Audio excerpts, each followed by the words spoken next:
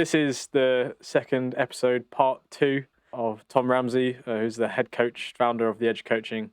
Last time we delved into a little bit about him, and in this episode, I thought it'd be prudent to just run through your expertise, kind of delve into your brain, what you're thinking about certain topics, because I know a lot of my listeners are cyclists or triathletes, but just generally speaking, picking your brains. Yeah, how you doing today, Tom? What's going on? I'm very well, thank you. Yeah, like we were saying off air, I've recently stacked it on my bike. I recently crashed my bike, which has made the last kind of week or so a bit compromised in terms of what I can and can't do training wise and exercise wise, which, as we know, is a big part of our lives. So that's been a bit of a kick in the teeth, so to speak. My daughter's also been ill recently, which has made things a little bit harder than it should be. But other than those two things, everything's great. And yeah, just looking forward to. I've been a bit anxious about this podcast actually because obviously I do my own podcasts where I can in part decide or rehearse what I'm going to be saying to a certain extent. But I don't know a lot about the kind of questions you're going to ask me, so there's a little bit of nervousness today, actually. But yeah, looking forward to getting stuck in.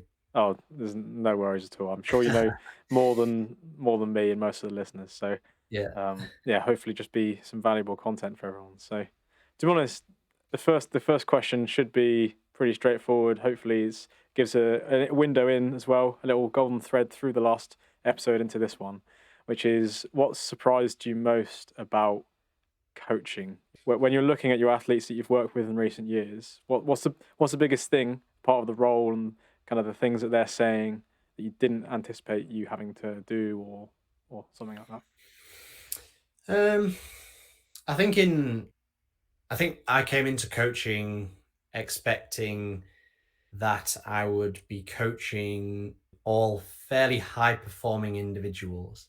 I think the expectation was that the vast majority of my clients would be, fresh out of university. I kind of expected that they'd all be, at a fairly good standard, and we'd be looking for these small changes which have a very small impact on their already good performance. So, how you can make very small manipulations to training volume or the exact intervals that they're doing or their nutrition, whatever it might be, and working at that level of things. But the reality is that it's quite different. A lot of my athletes, a lot of my clients now are at the other end of the spectrum. They've just started cycling.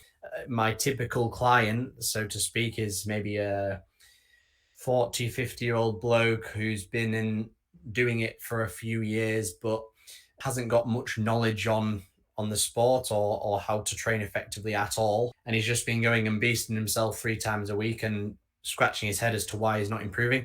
And yeah, then kind of wants someone like me to kind of give him a bit of advice on how to change certain things which will improve his performance. And actually, for those kind of clients, they're very nice clients because the gains that they have quite early on are quite big. Even quite subtle changes can make quite a dramatic impact on their improvement. So I think that was the main kind of discrepancy on expectation versus reality. That the difference in the clients, that the typical client that I have, I guess. But also as well, I guess, going down another kind of tangent, is I was very science based through university. Obviously, all of the coaching was very data driven, and it was all backed by research and physiology and so on. And that is a big part of my coaching, but less so to what I thought. It's a lot more about building relationships, having empathy, and being relatable and communicating with your athlete, getting a real understanding of how they feel, subjective feedback, and that's, yeah, a much bigger proportion of the whole coaching experience than what I probably expected them to be coming out of university. That's actually a really good point, and actually, that's a theme that I've noticed. Not that I have a plethora of coach friends, but speaking to a few other people in the last recent years, different coaches and things, that seems to be a quite a consistent trend. is that in obviously you want to be following the science and the latest studies and making sure you're maximizing your knowledge in that regard. But at the same time, whether you're a physiotherapist or a coach, or a sports scientist, etc., they're all people facing roles and trying to improve someone. And obviously, you're not going to just spew all the facts and statistics at someone. Like they need to understand it on their own terms. You're the expert, but you've got to dumb it down, I guess. So that's a interesting Absolutely. takeaway. And I suppose as well, you're probably thinking that people are like you because you're coming at it from your perspective. So you're going, I'm a high performance person. There are other high performance people that want to get into the sport. But actually, I think if you take a step back, there's a reason why there's a bit of a meme about the middle aged man in lycra because that is probably the most common demographic of cyclists, at least in the UK. Mm. And there's nothing wrong with that, and there's certainly nothing wrong with them wanting to try and improve their fitness and go somewhere with it. So yeah, Mm. it's a quite a important question to start with, I suppose. So out of those athletes, then, like, what's the biggest thing they struggle with, and how do you help them with that struggle? I know it's quite difficult to kind of summarize everyone because, like you say, it's they're individuals. Everyone has their own Yeah. various struggles. But if you could have a think. Yeah. So if I think about the, I guess if I was to kind of take all my clients and like I say, try and kind of get an average, find the typical client. Most people are the struggle of doing the same thing week in, week out, that the same thing that they've done for years and years. They haven't got the time to understand where this variance should come from, how they should be manipulating things like training volume and different intensity, a real simplistic basis. They don't have the understanding as to what kind of intervals they should be doing, how often they should be doing it. Um, so very often, like a typical client might ride 4 times a week, for example, and they will go and do the same 4 rides at 4 times a week. In summer that might be a 20 or 30 mile loop that they've got from their house, and I mean this is a very typical novice trait, but that they try and do that 20 or 30 mile loop as fast as they possibly can, 4 times a week, and they're not happy unless they get back and they've averaged 19 miles an hour or faster. And that's how they judge their performance. The problem is then their mate enters a race and they think, oh, you know what? I can average 20 mile an hour around this loop. I should be able to do well in this race. And they're okay at that kind of intensity, but as soon as the intensity picks up or there's a change in pace, they're not accustomed to that change in pace. So um, a lot of my job is to make sure that they have the variance in effort, so that when they, if in a race scenario, if things do pick up, when it kind of lights up, they have the underpinning fitness and physiology to be able to react to that. But then also, as well, a lot of my thing with regards to the coaching is to actually holding athletes back as well. It's just important. So the problem with that example, 4 or 5 times a week, the same pace, is they're not going hard enough, but they're also not going easy enough to recover. So they get in this routine of doing something that's never hard enough nor never easy enough, and that pace feels fine, but they're never fresh enough to be able to put in a good effort anyway. And it's kind of all kind of brings into one that they feel very fatigued a lot of the time. Therefore, hormonally, they're sometimes compromised, so they can't sleep effectively, and they feel like everything's an effort. And therefore, because they're not sleeping correctly, their nutrition is impacted, and so on. So, yeah. So, I guess that's again typical athlete. That's the main part of my job, is um to give those athletes this little bit of variance in the kind of training that they're doing, and help them understand the whys and the hows. I suppose that's a lot of the common theme, not only in cycling as well. You could probably extend that to running. Is people get into a pattern of just doing three, four 30-minute runs at the same Mm.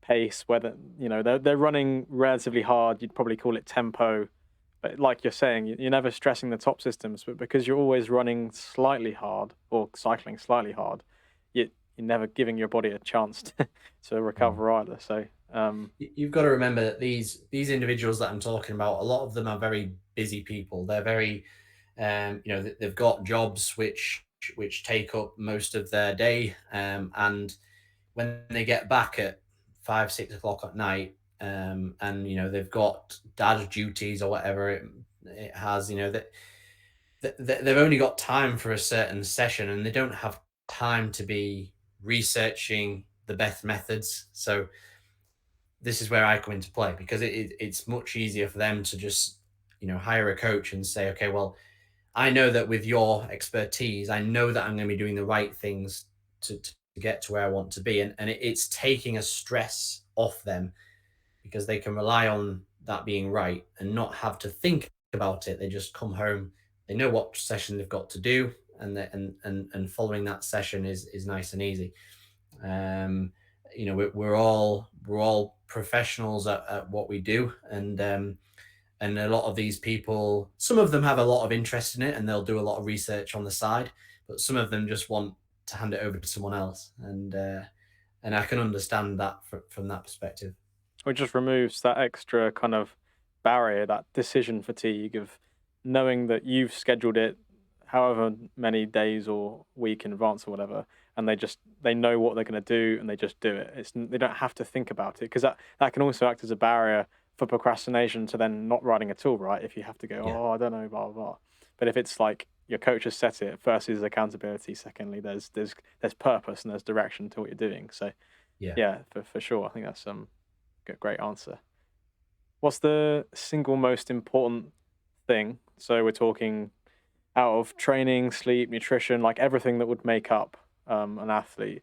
What do you think doesn't get spoken about enough in conversations generally? And I don't necessarily mean cycling, although you could definitely tackle it from a cycling perspective. But just in that whole world, from your, in your opinion, really, what do you think doesn't get spoken about enough that perhaps should be?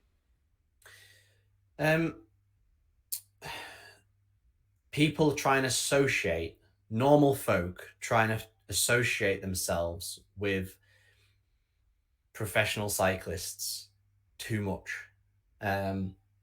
So as an example, the phrase marginal gains, so these kind of, it's something that everyone's heard of, kind of derived from David Brailsford, Team Sky, years and years and years ago.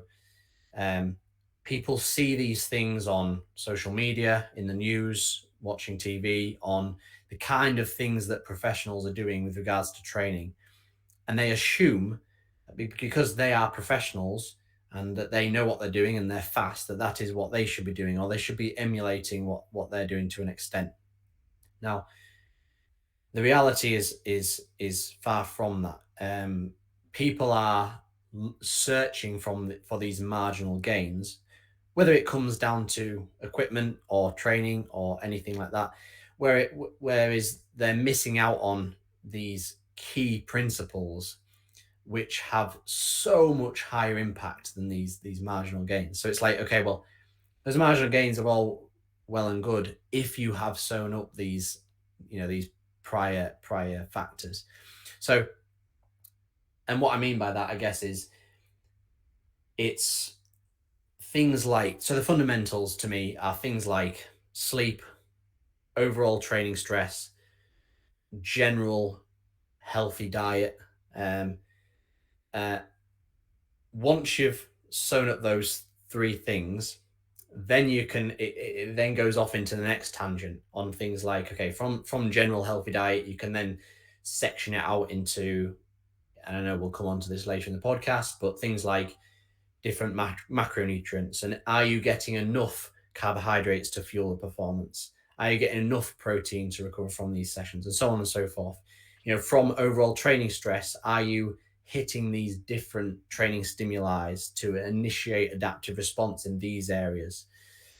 From sleep, are you getting a total volume of sleep? Are you getting good sleep quality? Are you sleeping the right timing to coincide with the training? And it keeps going off in these tangents, and then right at the very end of these tangents is these marginal gains, which can make a very small difference. But the problem is people focus on these marginal gains, investing a lot of money sometimes in things which can maybe have a 1% or 0.5% impact, when in reality they're sleeping 5 hours a night, their diet is horrific, and they've not even got a consistent week of training for weeks and weeks because of these other factors. So you asked me kind of what is the main thing that people need to think more about in with regards to training and coaching is yeah, focus on the key fundamentals. And going back to what I said about balance, it's something a lot of people get wrong. People are A lot of personalities are very I call it shiny red ball. They hear about something and they're like, whoa, yeah, need to do it. Need to, latest craze. I need to, festive 500. Let's kind of smash out 500K in so many days. But then the problem is then they're so knackered from that big block of cycling that they're not used to. Then they have to have 2 weeks off the bike afterwards because they've got ill or whatever it might be. So it's balance. It's looking at the bigger picture and looking for consistency. It's a key word, is consistency. Having 6 weeks of training at 80% is always going to be better than having 3 weeks of training at 100% and then 3 weeks of training at 20%. So essentially, people get too caught up in the smallest things because they feel like, oh, the pros are doing it and I must copy this, when actually they're just forgetting the basics. Yeah. I Do mean, you, sorry, go on. what one example that's literally just popped in my head now is things like aero wheels. I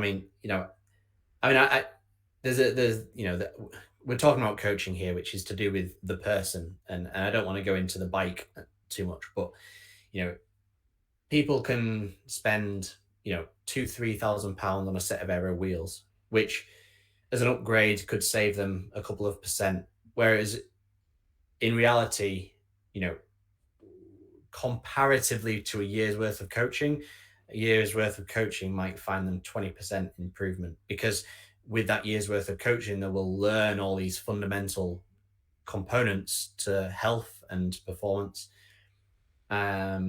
Yeah, cost versus reward and benefit. I guess it's different thing entirely. That's actually really interesting because it's never something I consider, because maybe I'm speaking on behalf of people my age or just people who would think similarly. But from my perspective, there's a lot of people who go, £1,500 for a new set of wheels that, they feel nicer and they definitely have a difference in speed. But, is it worth it compared to £1,500 worth of like coaching? Obviously, that's going to be quite a quite a number of months of coaching. But in my head, when I was 16, 17, it was always like, oh, I want to try and get a job to save for the wheels. And Oh, the yeah. coaching was like, oh no, I can just like look that stuff up myself. But Yeah, yeah, yeah. for sure, like I'm that's almost like a revelation I've just had on the spot there. It's like, yeah, think about the amount of time you can spend get with your coaching and your training nailed because you've spent the money on a coach, versus buying fancy wheels and then, yeah, not, you're still sort of trying to do different training protocols, don't really know what you're doing, get ill, do too much, like you say. I mean, I'll put my hand up, I've been guilty of doing the festive 500 just because just because Oh, it's the fair. festive 500. Yeah. And it can be a nice challenge, but I definitely appreciate that if people are untrained and they just try and do loads at once, Mm. even for like the social validation, right? Having it on Strava, that can be another pitfall for people. And I suppose Yeah. that's a big component where you can step in and be like, let's look at the bigger picture. Let's look at your goals in the season. In 6 months' time, you want to be doing these longer rides Mm. with more comfort. So Yeah, I mean, we all do it. I mean, I'm very similar to you. When I was back when I was 16, whatever year, whatever age it was, I was one of those to get a job, and as soon as I got my first load of money, I went and bought some. In fact, I vividly remember at the time that I was like growing up into cycling, like the bigger wheels that you had, the cooler, and the deeper wheels, the cooler that they are. And I remember I found some like 80 mil front and rear uh, deep section wheels, and I bought them, and I remember there's a picture of me actually stood there with my bike looking so proud of myself because I've got these super big wheels on, and they sounded amazing to ride. Yeah, don't I get can me wrong, imagine. but I mean, yeah, you would never use them in a race because they just caught every little bit of sidewind there was. And the reality is, like in terms of what they benefited me, and compared to if I was to invest that money in a coach at the time, it'd be uncomparable. I think it's because we like to have things now. Yeah, we like Yeah. to have these shiny material things. And it's hard to calculate the potential benefit from something that is, in theory, you Oh can't yeah. you can't quantify it at that time. So Yeah. And that's where you come in. like I said, a lot of my coaching is holding people back. So it, especially a lot of my younger athletes, they want to get out, and they want to, it's a lovely sunny day.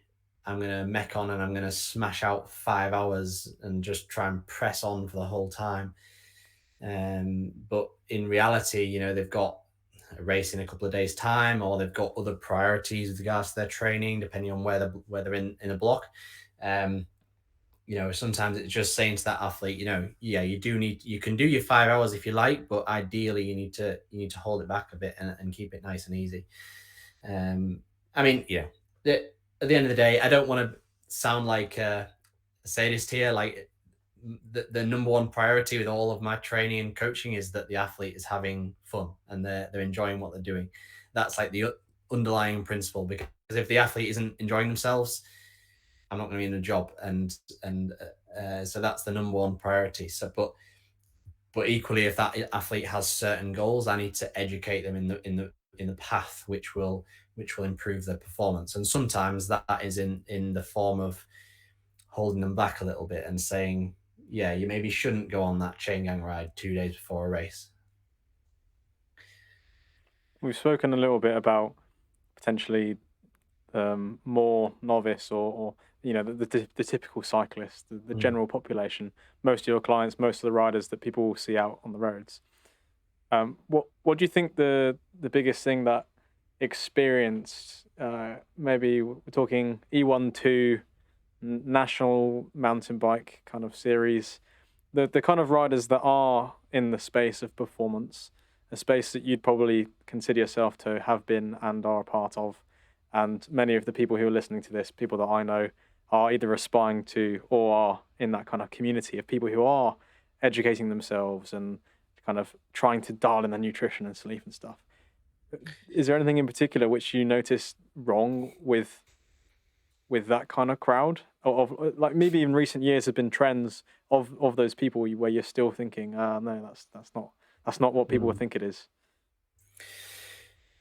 I think, again, obviously there's huge individual differences, but I think as a general trend, I think, and this is probably a different answer to what you're expecting, but I think people can be too data driven.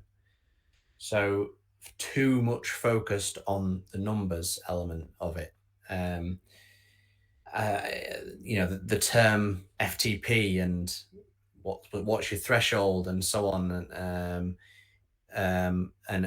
the how critical that value is to people, or perceptions of how critical that is. The other one as well, actually, is body weight.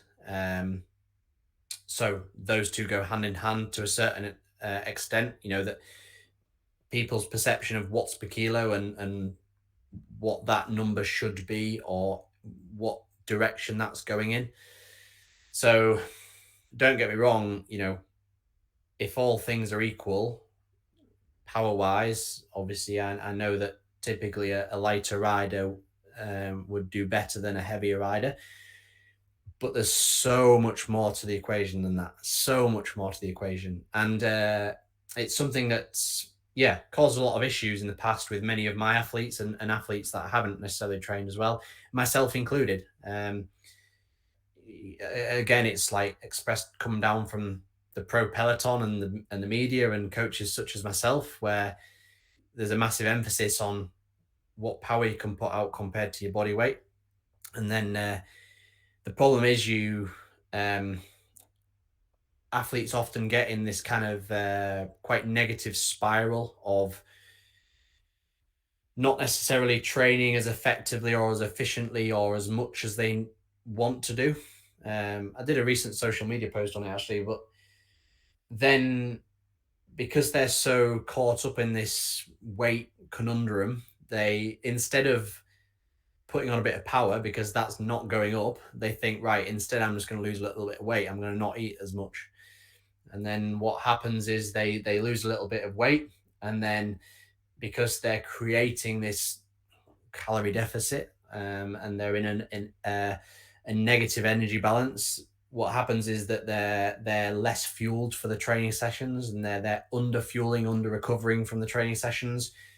Um, they're not knowledgeable to create this deficit in a proper manner. So um, the cycle just gets worse. So they're less fueled, they're under recovered, so their training gets even worse, and then it comes back round again. Because that happens, they think, oh, I need to be even lighter because I can't get any more powerful. So I'm just going to create, and it just continues. And I've been in that position before.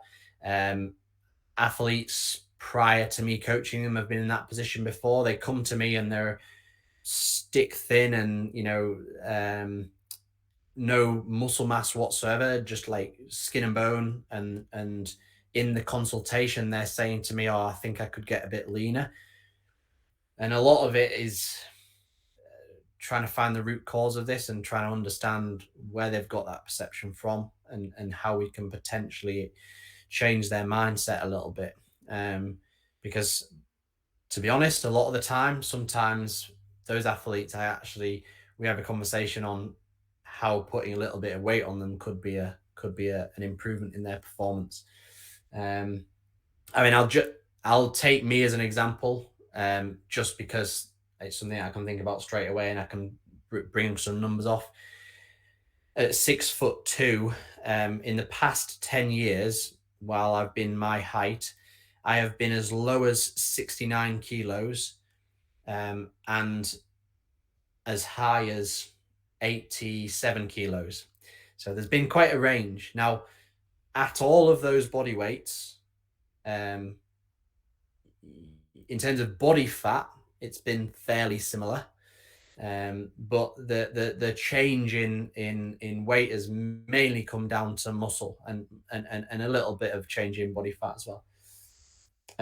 Now at 69 kilos, I could climb well, and don't get me wrong, like if all of my races were kind of summit finish races, then yeah, that might be an optimal place to be.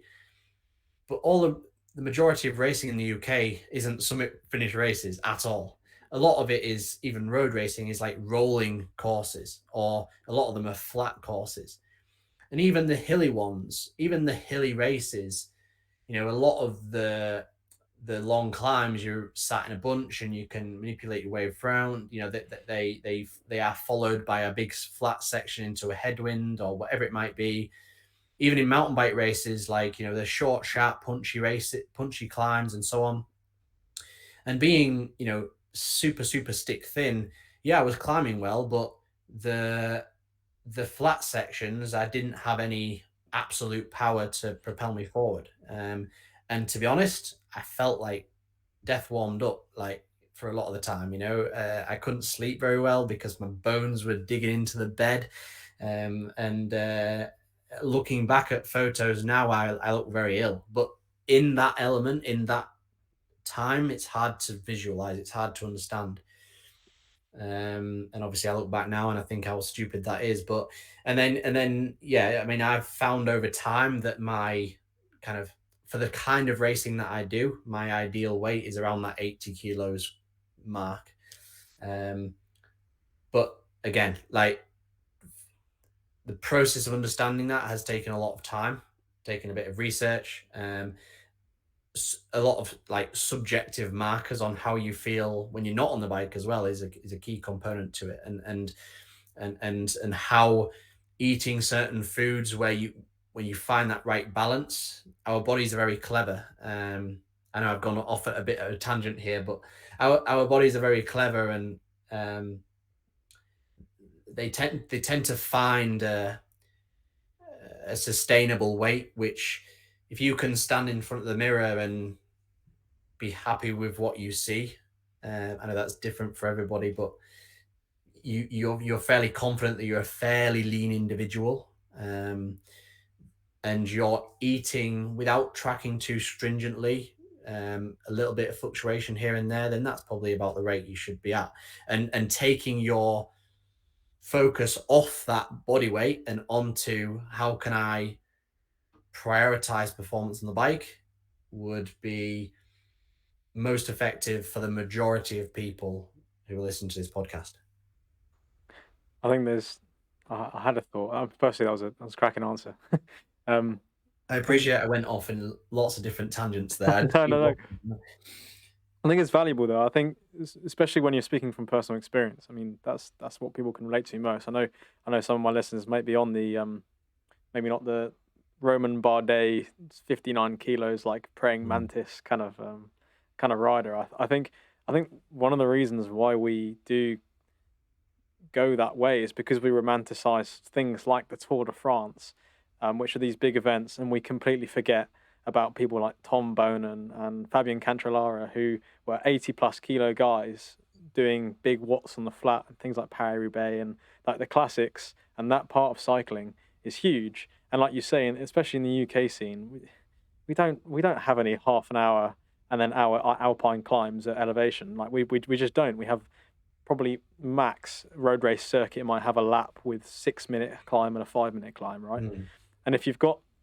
big watts to get over them, when you do get to the top, you're looking at the climbers and laughing because you've got mm, about 100 watts on them on the mm, flat on the mm, downhill. So I think that's a really interesting observation and certainly something we're even seeing now in the professional scene even. So I'm hoping that will trickle down as well with riders like Wout van Aert and Matthew van der Poel coming across.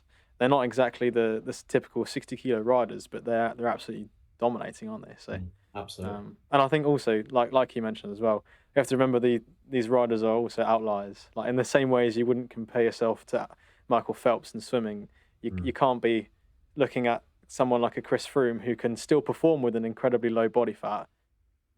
There's a reason why he can perform at an incredibly low body fat because he's a genetic outlier as well as mm, having all the components to being a top level athlete. mm, And most of us just we'd get ill, hormones, can't sleep, all the things that you've mentioned there. I think that's mm, a really important point is that we aren't professional athletes. We shouldn't train like professional athletes, mm. but yeah, maybe we should be trained by coaches who know what they're doing instead, rather Yeah, than following the news. I think, and again, like thinking about majority of my clients, probably a good 70-80% of them, regardless of how much body fat they've got on them or not, a lot of them in their initial consultation, initial questionnaire, we go down that we go down that conversation of okay, how do you feel about your current body weight and your current body composition? And it's a really open-ended question. Certainly don't suggest anything whatsoever, whether they're sat in front of me, evidently overweight or evidently underweight, whatever it might be. I ask to get nice and just get their perception on it. And regardless of what their weight is, what their composition is, the majority of them always say, I need to lose a bit of weight. Um, and and again, like often sat there with them, if they are majorly overweight, I can understand that, and it can be at the forefront of our mind when we are pursuing that level of performance enhancement. But unless it's very obvious, I usually just leave that to formulate itself. So actually, we look at the other parameters. So we just forget about the body weight for the first few months. Take control of their training, make sure they're sleeping well, make sure that they're fueling for the sessions correctly. So I include nutritional advice and nutritional intervention with my advanced packages. So we look at making sure that they've got enough carbohydrate in the system to perform well in the intense sessions. We definitely don't do anything in the way of, like, talking about fasted training or cutting out calories on certain days. We don't have that conversation at all, because usually, more often than not, if you focus on these, going back to the fundamentals, the training, the sleep, the overall healthy nutrition, the weight usually takes care of itself. So over a period of time, that individual will probably improve body composition. Now, over a period of time, we can track that with different tracking methods, and over a period of time, if it hasn't changed the way that we might want it to, then we can start to um, slowly kind of mix in other little interventions, very subtle things, which can have a nice little effect. So that might be as simple as pushing breakfast on an hour, or whatever it might be, or just adjusting the timing of a certain session and a meal ever so slightly. Or we might just do a bit of a dietary analysis and realize that, I don't know, twice a day that individual has a can of full fat Coke. And then we just have a conversation on, okay, well, all I want you to do is, you can still have your 2 glasses of Coke, but I want you to have Diet Coke, and straight away you've reduced the calorie intake. I mean, that's just an example off the top of my head, but small interventions, but not focusing on that entirely. Just and yeah, then that can quite quickly make the effects, the changes that we need. But the key point here is that more often than not, we don't focus on weight nutrition straight from the off, unless it's very obvious from that client that that's one of the main priorities. Makes good sense to me, to be honest. I mean, like you're saying, nailing the fundamentals and then the rest will take care of itself. Yeah. It's almost similar to, going to the gym to look better. You're not going to look at yourself every day in the mirror and go, "Oh, I'm not looking any better." You want to focus on, "Oh, I've gained, 2.5 kilos I've added to my bench press. Oh, 5 kilos I've added to my bench press." Mm. Months and months go by, and you're focusing on like the measurements of, you're getting better, and then you look in the mirror again. Oh, I've actually, because of that, I've made this physical progress. But Mm. you can't get too wrapped up in looking your physical progress because, yeah, it makes such little difference, and obviously that it can be Mm. unhealthy in the same way that focusing on losing weight can be quite unhealthy for your own kind of. Don't want to go into this, but that's the whole self-worth element. You've got to focus on the benefits of the sport rather than the getting too caught up in that other element.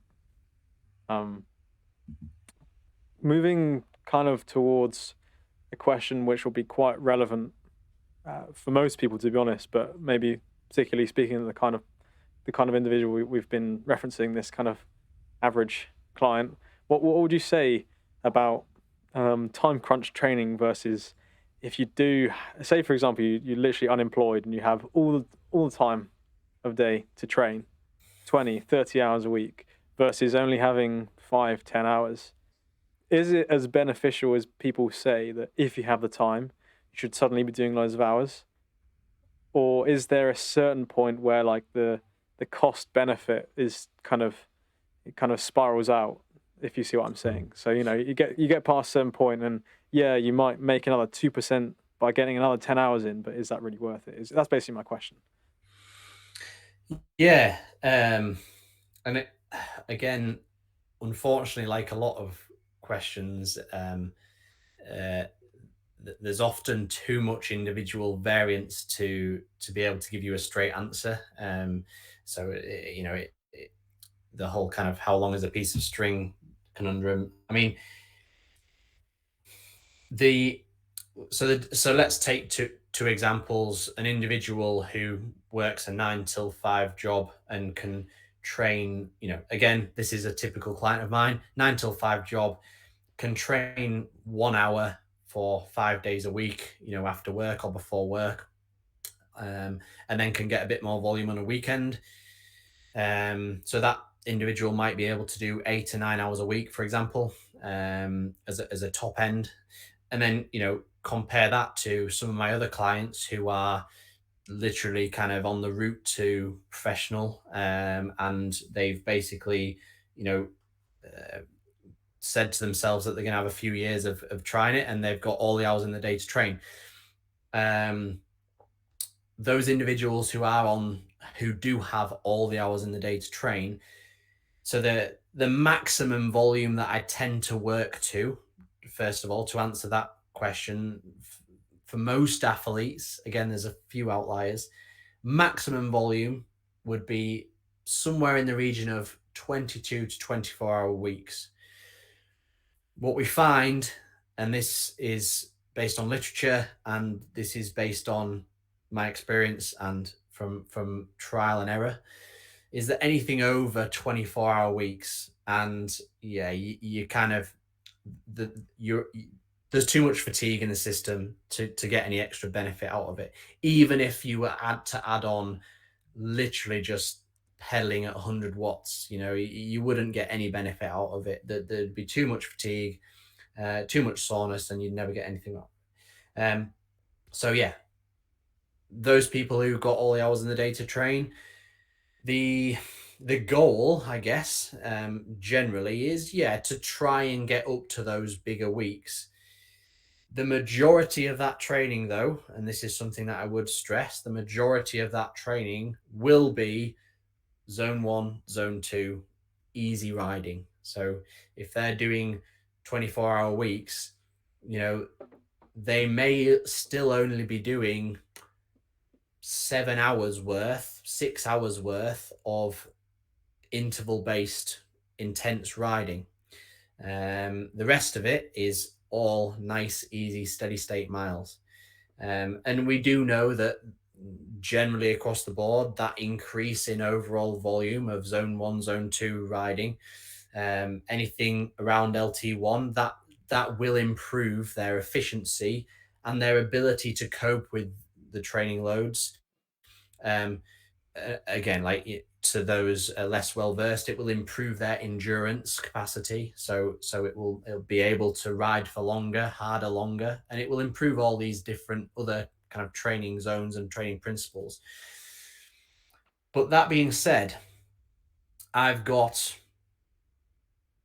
can think of an example. I've got two individuals who came onto my coaching package at a similar fitness, similar age, similar life stresses. One of those told me that they've got a maximum of 10 hours to train. One of them told me that I can train them as much as I like. No limitations. And that individual that can train maximum of 10 hours, exceeded the person who can train more hours. So again, there's many different individual differences, the genetics and whatnot, and how that individual sleeps and recovers and the things that they do outside of the cycling.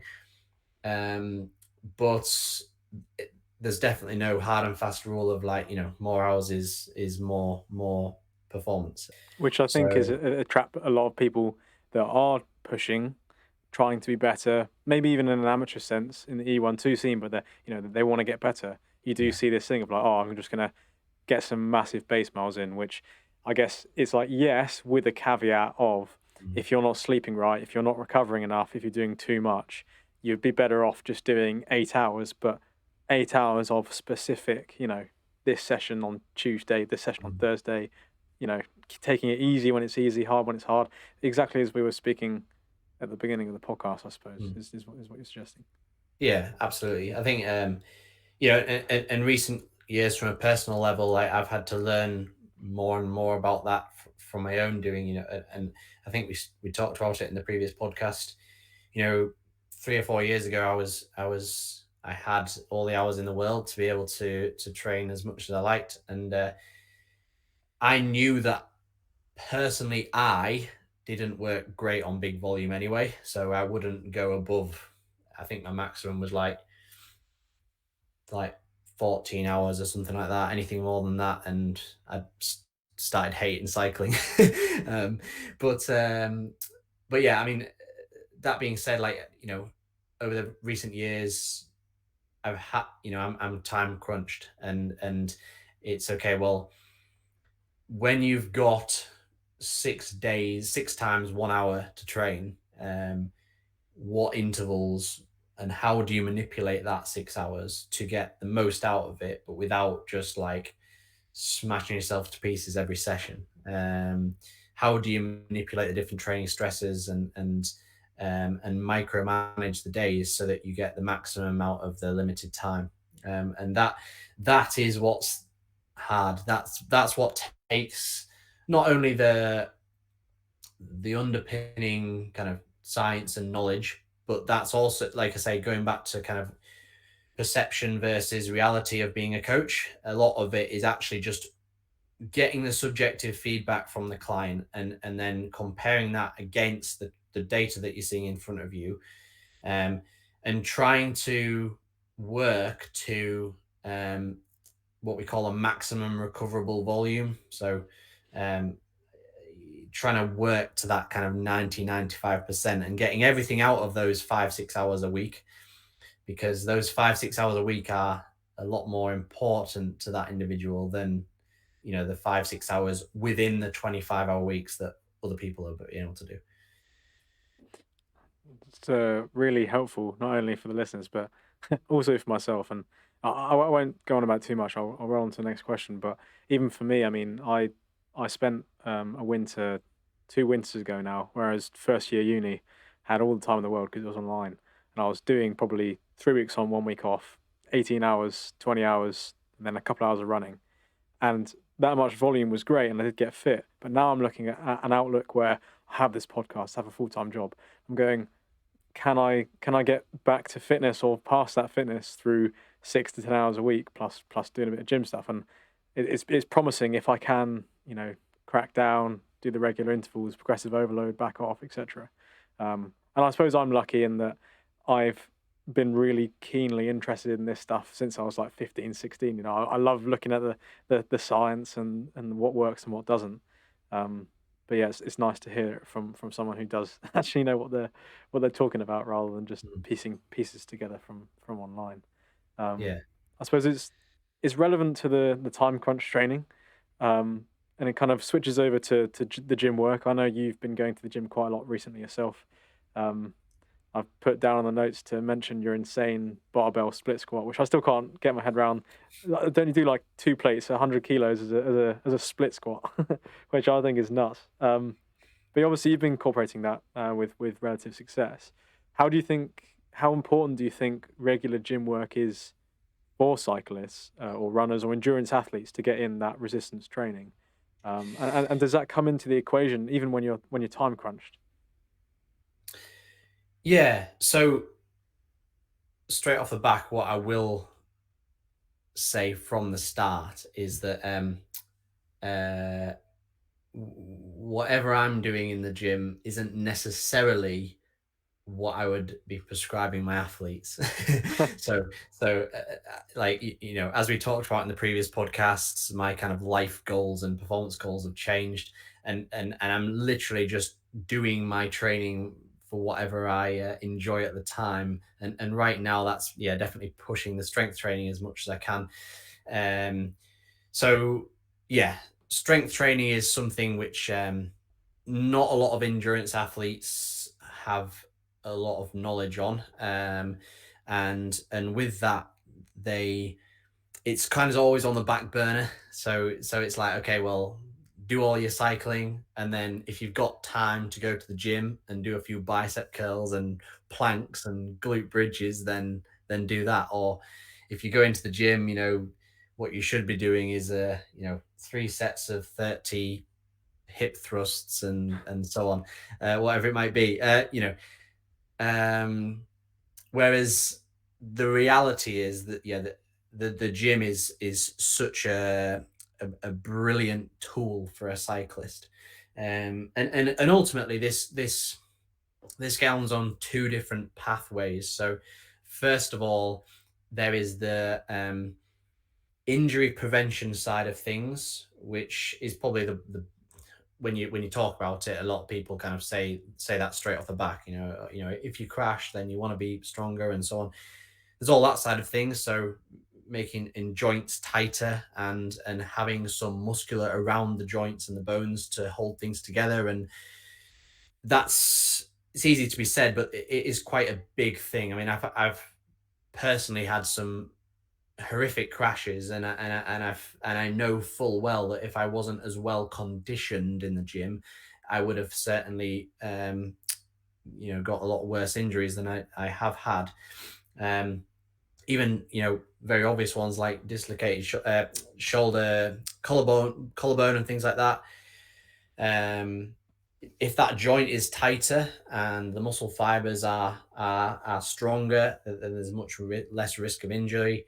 And again, it's very easy just to pass that off as something that's insignificant, but that can be the difference of literally racing a season or not. So, or taking 3 months out for recovery from an injury. So it's quite significant, but also down a very similar pathway, we've got to talk about posture and how cycling on its own isn't great for functional strength and long-term athlete development. We've all seen those who have been cyclists for years and haven't done anything else other than cycling and desk work. Again, typical client spends all day sat at a desk and then rides a bike on an evening. It's all in this very anterior dominant flex position, and actually for those individuals, the strength training isn't necessarily looking at the performance enhancement. It's more about getting them into a powerful, strong posture and helping their long term health as well. Getting their posterior chain nice and strong so that they can not only perform well on a bike and prevent injury, but prevent these other things which come up long term as well. The amount of athletes who complain about lower back pain and how that affects the cycling, um, these are things that are all preventable with a bit of intervention in the gym. But then also going down the other pathway, the other kind of side of it, then obviously there's all the performance enhancement that you've got to talk about. Which again, I mean, there's many pathways which we're talking about, but essentially, if you can get your maximum capacity of strength higher, then all the other relative efforts are even more submaximal, in a very simple way of putting it. So, um, if you can squat 100 kilos, then your maximum capacity of strength for those relevant muscle fibers is higher. So the ability to put out a certain power output on the bike will be even less submaximal.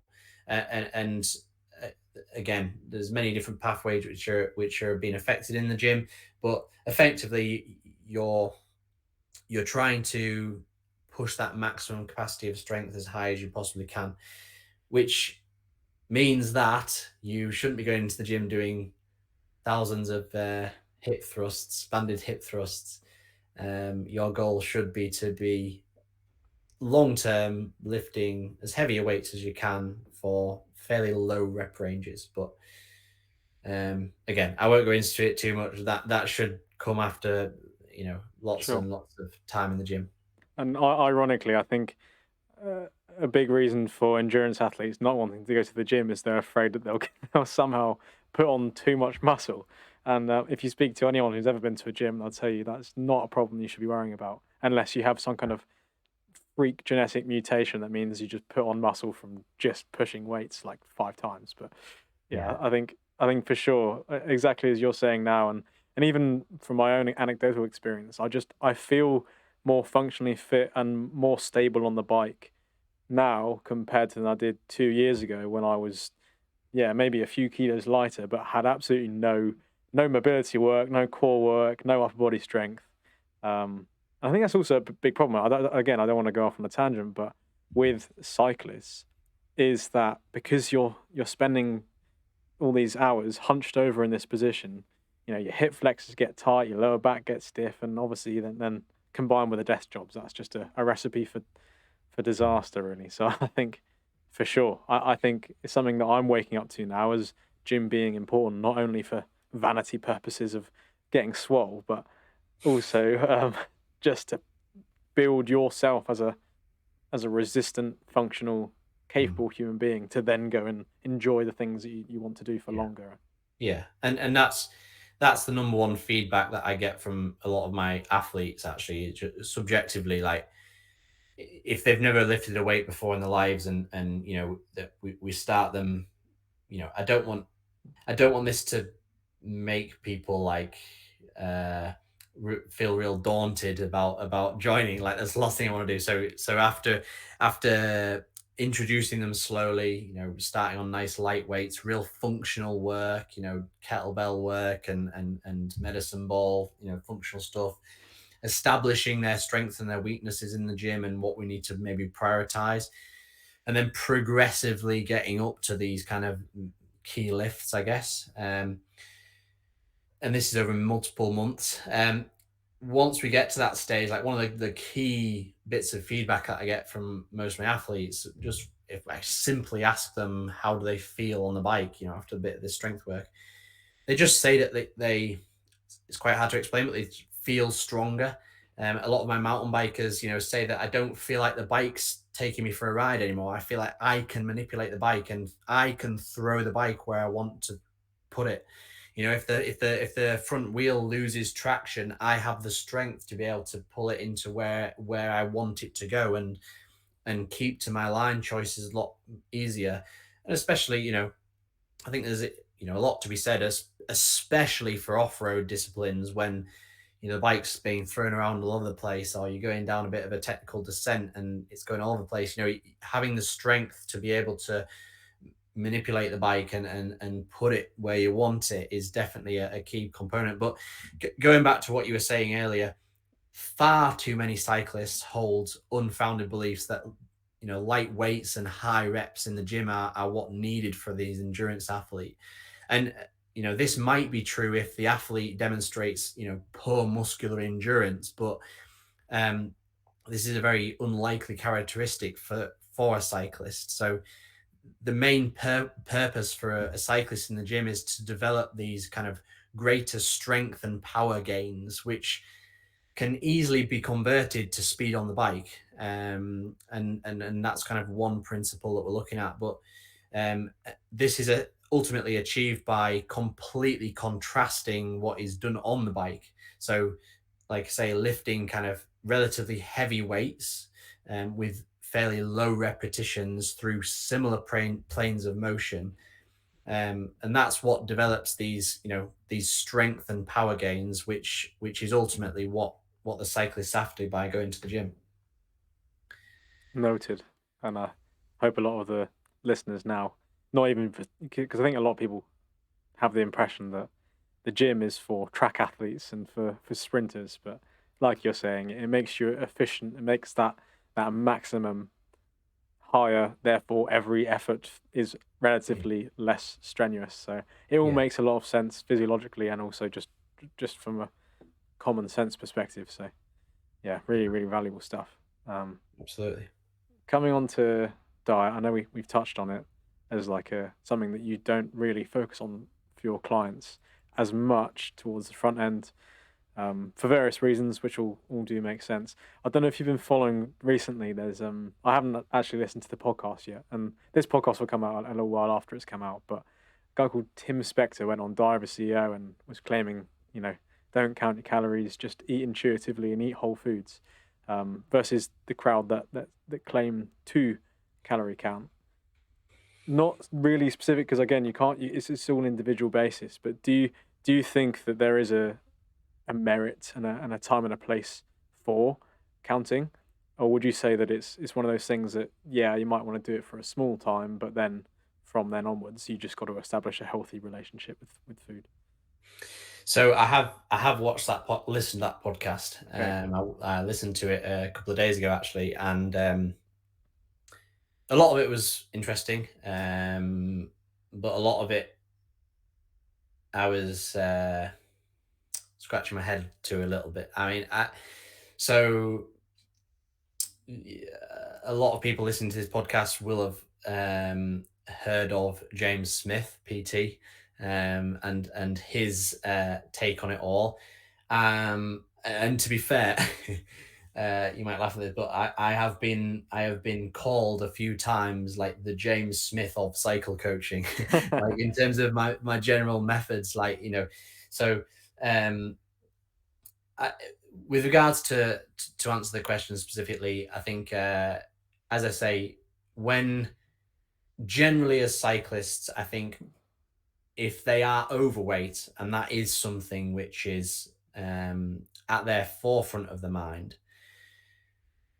then tracking calories fairly accurately for a period of time might be very useful to understand what's going on. I mean, a lot of health professionals or people in the industry have tracked at some point.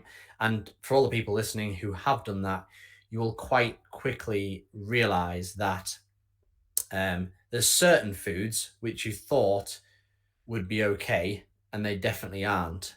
And actually, certain foods have quite a big influence on your overall caloric intake. Ultimately, Any examples? well, the example that I've got in my head actually is one. Well, I mean, something that people that eat regularly, I guess, is nuts. Anything nut based. You have a handful of nuts thinking it's a healthy choice, and yes, it is.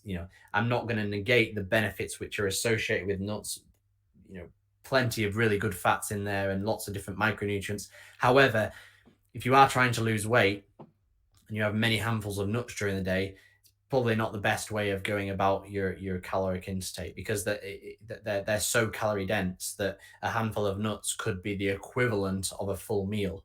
Um, so but yeah, I mean, there's other things. For example, when I used to track, I remember I was out with the missus, and we're in local city shopping, and we went to a like Thai restaurant.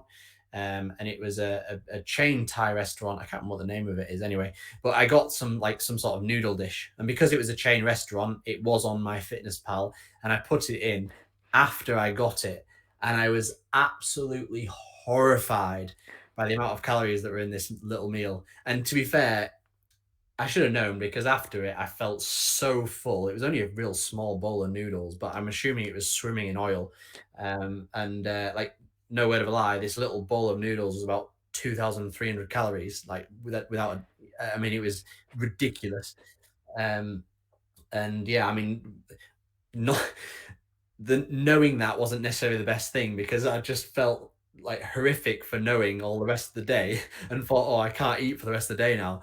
The reality is that there's a lot more to it. So to summarize, um, if you're trying to lose weight, then ultimately you do need a calorie deficit, and thus you do need to be knowledgeable about generally what's going in and what's going out. But there is a lot more to it than that. It isn't just about calories and macronutrients and that's it. And for sure, recent years, with the influence of James Smith and so on, people have put too much emphasis on that, and they're actually negating a lot of the other associated benefits out of diet and nutrition. So talking about that podcast, like, he came onto a lot of key points about the influence that different plants have on our body, and processed foods versus unprocessed foods, refined versus unrefined, and that is definitely a key point to be noted. Like, if you were to be purely worrying about calories and macronutrients, then you would live a life on protein shakes, white bread, and Rice Krispies to fuel your performance. because, and this is a key point, you know, the carbohydrates and nice, easy, digestible carbohydrates is what's needed to fuel the performance. You need the protein to be able to, accelerate recovery and promote lean mass and so on. And ultimately you need the calories for the energy and the sustainability. But focusing purely on that and not worrying about any vegetables is your recipe for disaster also. Now, and again, not to go talk about it too much, but the way I generally like to approach it is on in and around hard training. It is all about what does your body need to be able to perform and recover.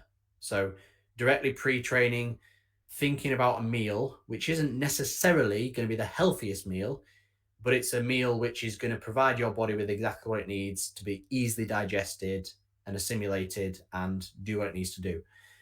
If that's a white bagel, because you know that works for you, then that's fine.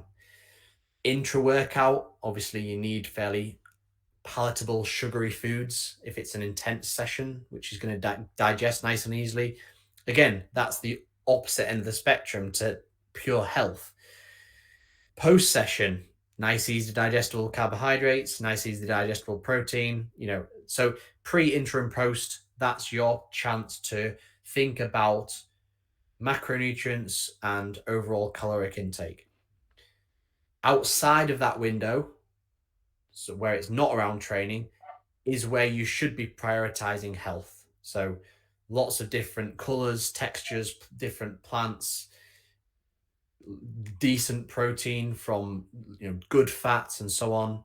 And these aren't the type of foods which you would have directly pre-session because they might give you GI distress. But that's the way that I generally like to teach it. So thinking about performance nutrition and health nutrition as two different things and balancing them depending on what you're doing in the day.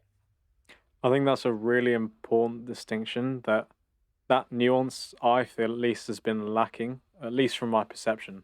Maybe that isn't actually the case, but definitely from what I see, there is a need for that distinction of, like, you know what, maybe eating this high sugar food on the bike isn't the most health food, but that's exactly what you can't be chomping carrots on the bike because you need to eat so much volume that then would give you stomach upset because you're trying to digest it all to try and get what you need.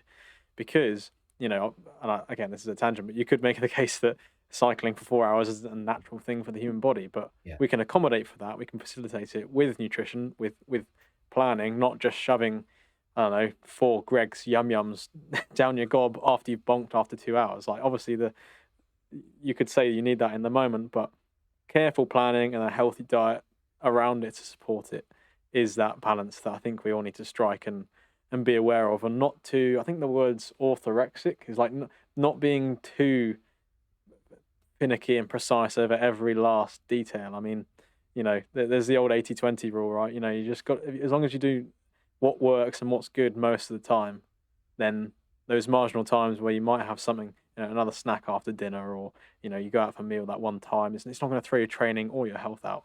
So I think No. it's a really, Yeah. really good distinction you've made there as well. A perfect Appreciate it. example is if you get back from a training ride in the morning and you've just done some horrifically hard intervals, um, and you know that your glycogen stores are fairly depleted, and you've got a strength session to do later on in the day, and you've also got a hard session the day after. Your priority when you get back from that ride is to replenish those glycogen stores as quickly as you possibly can and to get some nice, easy, fast digesting protein in the system.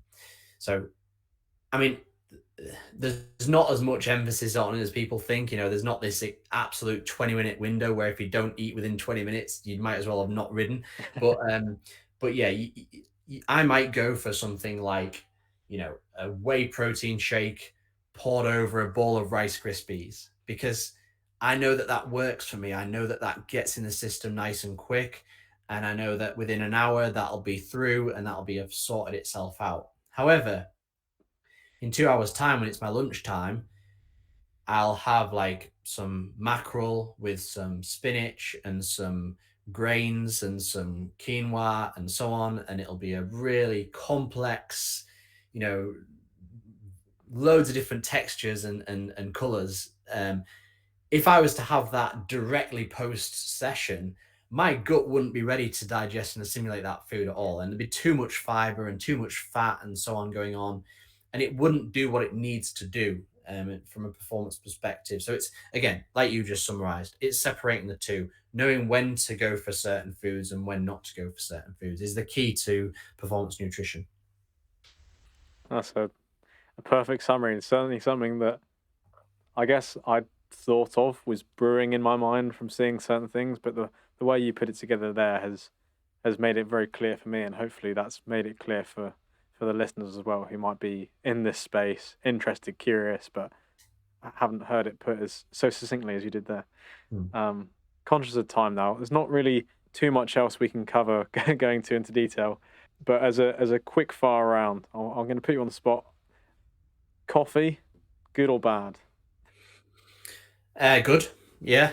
Um, when it's managed appropriately, is the caveat. So, like, uh, I mean, for anyone who will blanket say that coffee is bad is just like trying to find an argument or trying to find more visibility on their social media page, whatever it might be. Uh, yeah, I mean, coffee is been shown to be good for health. Again, I mean, going back to that podcast, Diary of CEO, like he explained it, the multiple benefits out of it. But yeah, a bit of caffeine through coffee on a morning is great for productivity, and it's massively performance, and it's the biggest performance enhancer that there is in terms of supplementation. Not directly coffee, but caffeine in general. Um, for me, I tend to have like one cup of coffee in the morning, then one late morning, and that's enough for me. But then equally, like directly pre-training session, if it's an intense session or I want to get a lot out of it, I will have another one or a caffeine supplement. Now that where it goes too far is where people are having, 6, 7, 8 cups of tea or coffee a day, and they some become so accustomed to this that when they need it as an ergogenic aid to improve performance, it doesn't have the same kind of effect. But but yeah, in you can't do too much wrong with it. Like if you're listening to this podcast, having 4 cups of coffee a day and it works for you, it's not affecting your sleep. That's fair. The kind of general rules are don't have a cup of coffee or any caffeine after about 3 o'clock in the afternoon, because then it'll probably start affecting your sleep. But there's a lot of individual differences. Some people can't have one after the morning because that starts affecting sleep. It's got a 12-hour half life, um, so it can certainly affect sleep. But if it's not affecting your sleep, then crack on and have as much as you like. Noted. And that's also something I've been incorporating recently. It's having a mid-morning coffee before the gym, and Yeah. it's going well. I've never been a coffee drinker. Never really had it. Um, it's quite nice. I think if you've got a coffee machine, then you're very privileged and make use of it, because the Mm. processed coffee, pouring it so far, it's okay, but it's it's not as good as a cafe stop. Yeah, well, if you only just kind of jumped on the coffee bandwagon and you're at that stage, then it won't be too long until you've got a £2,000 coffee machine sat in Yeah, your yeah. kitchen. As another quick fire thing, I've heard a number of cyclists recently start taking creatine. I know creatine's been used in the gym world. To be honest, I don't really know that much about it. I know a lot of my gym going friends swear by it as some kind of stimulant enhancer for performance recovery. I don't know what it does. So, is creatine good or bad, and should cyclists use it? Is the question. Yeah, so um, creatine is very popular in the lifting scene, as you know, and bodybuilding and strength training, certain very popular. In the cycling world, yeah, less popular, as you say. I mean, if you look into the research, creatine by far is there is so many benefits associated with creatine. I mean, there's emerging research, emerging literature on it. Like every week, I see a new study like saying that, for example, there is benefits of taking creatine to delay the onset of certain things like Parkinson's and dementia. Like, Wow. I mean, it's got a lot of cognitive research backing it as well. But yeah, from a cyclist perspective, there is less research, less benefit, sorry, in associating the benefits of taking creatine for cycling performance as there is strength performance. However, generally across the board, like the thing with creatine is it's such a cheap supplement as well. So creatine, I mean, it is one of the cheapest. It's unfortunately the more people that are finding creatine, the more that they're putting the prices up. I'm gonna have to get in quick. Yeah, you are. Like when I first came into it, like you could buy a kilo bag. Bearing in mind you only take like 5 grams a day, you could buy a kilo bag for about £4, and now three years later, that kilo bag has gone up to about 15, 16 quid. Like because I mean, it won't have got any more expensive, but that's how the market works. Yeah. So bearing it in mind, the the only downside of taking creatine is that you do tend to retain a bit of extra fluid or water in the muscle. Um, so for a cyclist, that will mean that typically you can put on roughly a kilo of body weight. So for a 70-kilo rider, you'll put on about a kilo of water retention. Wow. Um, That's quite powerful just from a little 5 gram thing every day that you put on a kilo, yeah, right? Like it, yeah. I mean, the the way I like to look at it is the the benefits of creatine far way out subsede that. I mean, the with creatine, like lay people categorize it as a steroid, you know, and something only gym guys have. But things like creatine has massive benefits on aging athletes. Creatine has massive benefits on longevity, and there's been certain studies showing that generally that because it has a profound effect on mitochondria and the health of mitochondria, it can delay like fatiguing of vital organs and things like that. Um, and Oddly enough, creatine isn't generally given, a kind of seat at the table of these like other like mitochondria nurturing supplements. Even though it seems to be more effective than any of them at raising ATP levels. But there has been lots of research to suggest that because it kind of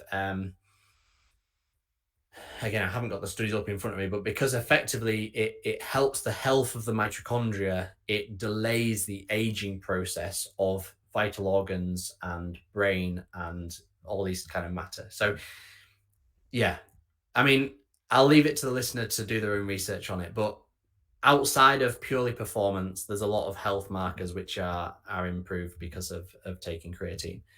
Um, and I suppose actually you do make the case that it does have, more performance for gym, less so for cyclists. But if we take it back to the previous question, if cyclists are using gym as a way to build neuromuscular strength and everything we talked about, then in a roundabout way, it can also help for a cyclist gym training, I suppose. yeah, exactly. So, So creatine supplements, their aim is to increase the amount of what we call creatine phosphate, which is stored in the muscle by around 20%. So they increase that by about 20%.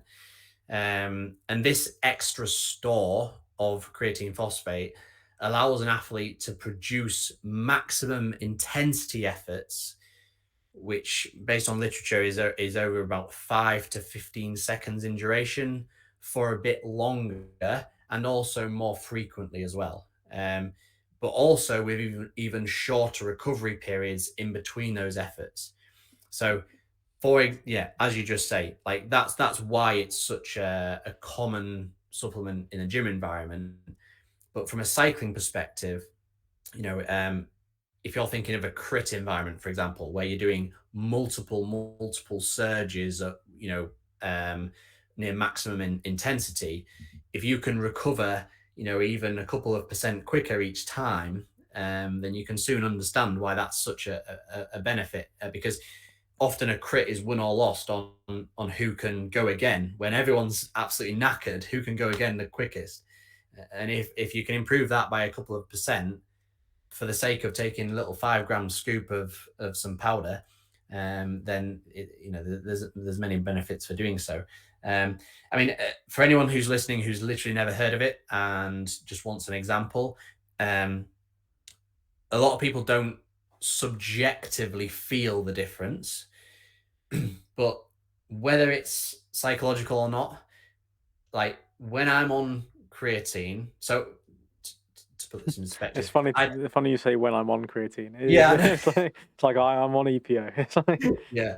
I mean, I take creatine every single day, and I have done for the past few years. I tend to have roughly a month or 2 months off creatine every year, um, because there's been some research to suggest that helps. I won't go into the tangent of why, but there's been some ways to suggest that helps uh, the uptake of it, and some research to suggest that helps mitigate any side effects from taking it, such as headaches. But I don't get headaches anyway. But I just think if I have 2 months off, I'm less likely to get long term headaches. That's my rationale for doing it. Anyway, I feel like when I'm on creatine, I can always find an extra rep in the gym compared to when I'm off it. So if, like, for example, bench press, if you're doing some bench press and you're on your seventh rep and you've decided you're going to try for eight,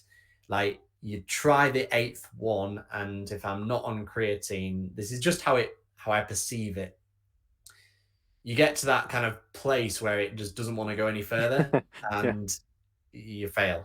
Whereas when I'm on creatine, again, whether it's psychological or not, I feel like I can just push through that little bit extra, find those other couple of little muscle fibers, and yeah, and find that extra rep. And obviously, multiplied over many gym sessions, multiplied over many training sessions, you can soon start to see why that would improve performance in the long run.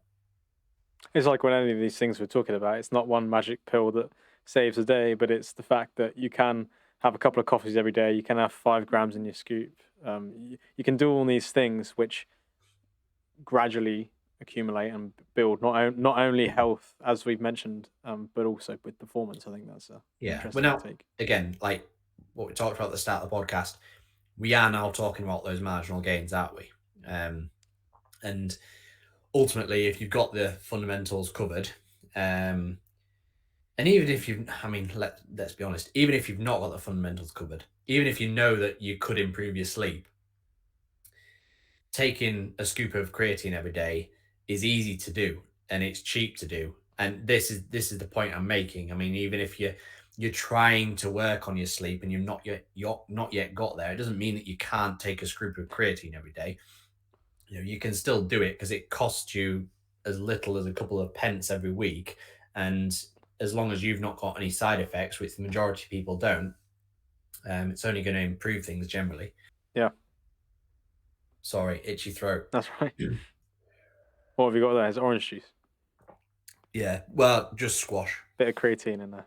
Yeah, no, no, but I always have my creatine in the morning because otherwise I forget. When I come down, like there's been no decent research on when to take it best. There's some evidence to suggest that directly post workout may help, but it's not good enough research for my liking. So I just do it whenever I know that I'm going to remember to take it. And for me, that's come down from bed. I always have a pint of water before I do anything. And I always have it in that pint of water because What does I it always taste like? nothing. Well, Okay. I get the unflavored version, and yeah, if you mix it into the water well enough, it doesn't taste of anything. Oh well. But if you don't mix it, it sits in the bottom of the glass, and then you get like a mouthful of sand at the bottom. Yeah. Okay. I think To be honest, best. Zach, I thought you'd already be on it. Yeah. I've just started taking protein powder, so I'll probably just knock it in with that. Yeah. Easy. Forget about it. Um, cool. I suppose leaves one final thing, which is actually before that. Thank you for taking the time to impart Pleasure. your wisdom and all these topics. It's been really interesting for me. A lot of these podcasts, I'm interested in people's stories and what they have to say and their work. But this particularly, I mean, everyone that knows this should know by now. I've been deeply interested and training and stuff myself. So it's something that I've really looked forward to. And thanks for having the patience for some of the answers. Oh, um, no, thank you. you mentioned actually you've the studies that you're coming across. If people want to find this, like where do you find these recent studies? Is there like a particular journal website that publishes them, or are you just a keen eye because you've been in the academia world before? Well, there's for me personally that I mean, there's no hard and fast answer. It comes from lots of different pathways. I mean, I've got a group of um, like-minded individuals where whenever we find something that's vaguely interesting, we'll put it in this WhatsApp group and we'll read it. That's the kind of space that I'm in. So someone will find a new research paper that completely contradicts something that we found 2 weeks ago, and we'll read it and then we'll rip it apart and we'll kind of each say our own opinion on it. But no, I mean, like things like Twitter and so on, if you're following the right people, then it all comes naturally. Um, I always, it's something that I make sure that I do, and I've got into the habit over time when work gets busy. I'm doing it less and less, and then I try and pull myself back. But basically, ever since I left university and I set up the edge coaching, I always allow for Monday morning between waking up and lunchtime is reading time. So Monday morning between waking and lunchtime, I always say that no matter how busy I am at work, that is my time to get something, find out some new research, or read up the latest on metabolic health, or how a certain training principle changes something. Try and learn something out of Monday mornings, because it's very easy as a cycling coach, if you're not careful, to run with what you have learned and run with what you already know, but not keep in the circle of the new literature and what's constantly changing. And you see it all the time, like coaches that have, you know, they've been around for years and years and years, and they're very old school in their methods, you know, typical winter based training and whatnot. Or rowing coaches springs to mind when you Yeah, mention that. yeah, absolutely. So I definitely don't want to get into that cycle. So I make sure that I have a key point but similar to you, Zach, like I'm fascinated by it all the time. So if something comes up and it pops up my interest, I'll be reading it on a night. Well, rather where some people will be watching Netflix, I'll be having a quick look through the literature. But Journal of Sports Science is one that comes to mind. That they're usually publicising on any of the latest literature. So yeah, Journal of Sports Science that was. And I do also notice, obviously, you put a lot of your own educational posts, content. You repurpose things to be easily digestible for the listener.